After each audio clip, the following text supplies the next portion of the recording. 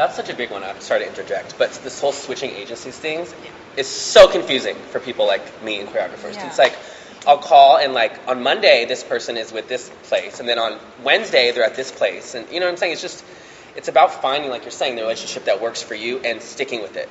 Because it becomes so much easier for people to hire you if they know where to call. You know what I'm saying? 'Cause there's only a couple agencies, you know, so everyone has them on speed dial or knows the numbers by heart. So you can call and get who you want right when you need it. And a lot of times things happen last minute, which everyone knows, you know. So if you have to go searching for dancers sometimes, you're like, you know what, forget it. I'm just going to hire this person instead, because dancers make it too confusing sometimes. Yeah, you don't want to get a bad reputation for switching agents all the time. A lot of dancers play hopscotch with the agencies. They'll go one here. We had a girl who was with us from the beginning, and then she went to another one, and then she went to another one. It's like she was testing them all. And then she finally, after 9 years, came back to us. And we were like, if you would have been here the whole time, wow, your relationship might have been one where now we've established a relationship where people call you directly. Right. Instead of you thinking you're going to get that relationship by hopping to all these agencies.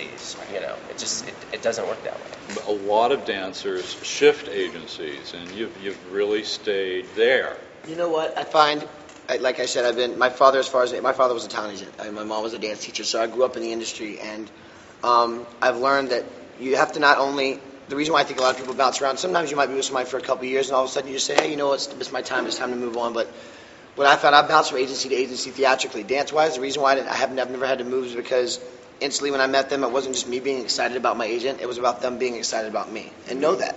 You know, you can go, if you're a good dancer, chances are every agency out there is going to want you. Right. You know what I mean? It's MSA, GDO, PBA, you know, Block, all of them, you know, your talent. Like they're all going to, if you're a good dancer, they're all going to look at you and go, oh, I'd love to bring you on board. But the thing is, it's not just about empty promises. You know, it's a relationship. You just have to have that feeling. You'll know. And with them, you know, like I said, theatrically, I've bounced from agent to agent.